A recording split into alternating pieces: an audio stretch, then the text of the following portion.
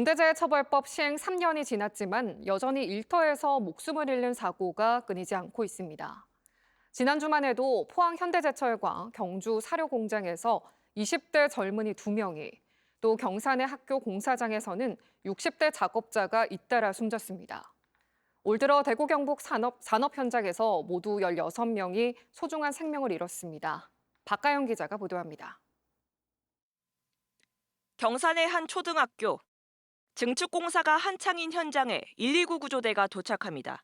잠시 뒤 구급차가 현장을 빠져나간 이곳, 전기 관련 작업을 하던 60대 총괄 책임자가 숨졌습니다.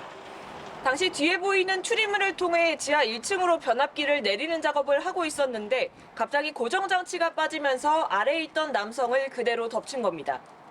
앙카바고 놓은 게 탈락하면서 이제 배나게 계단으로 굴러 떨어진 거죠. 다른 분은 피했는데 그 분을 밧줄을 잡고 있다 보니까 못 피했는가 봐요. 지난 14일에는 현대제철 포항 1공장에서 20대 계약직 직원이 10여 미터 아래 쇳물 찌꺼기 보관 용기에 떨어져 숨졌습니다. 당시 용기의 온도는 100도씨를 넘은 것으로 추정됩니다. 해당 직원은 작업 지침과 달리 안전고리를 체결하지 않은 것으로 알려졌는데 노조는 사측이 현실성 없는 안전조치만 내세워 책임을 회피하고 있다고 주장했습니다. 전기로 내부 폭발은 늘상 있던 일이고 그런 돌발 작업 속에서 안전벨트를 하게 되면 제2의 제3의 또 다른 사고가 발생되고 있습니다.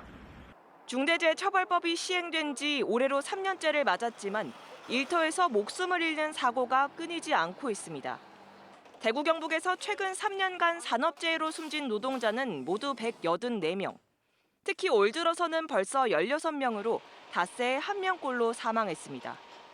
하지만 경영자의 책임 여부를 밝힐 수 있는 수사 진행은 더디기만 합니다.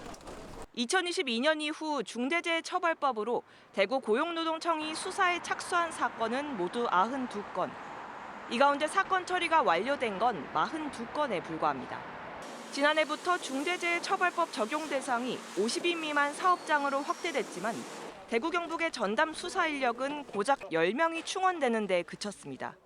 사고가 연이어 발생하거나 이제 다수가 발생하는 지역을 위험 상황 관리 지역으로 저희가 선정을 해서 그쪽 지역을 대상으로 안전 문화를 확산하고 그리고 합동 패트롤 등 현장 지도를 집중적으로. 잇따르는 사고에 중대재해처벌법 무용론까지 고개를 드는 상황. 안전한 일터 조성을 위한 실효성 있는 대책이 절실해 보입니다. TBC 박가영입니다.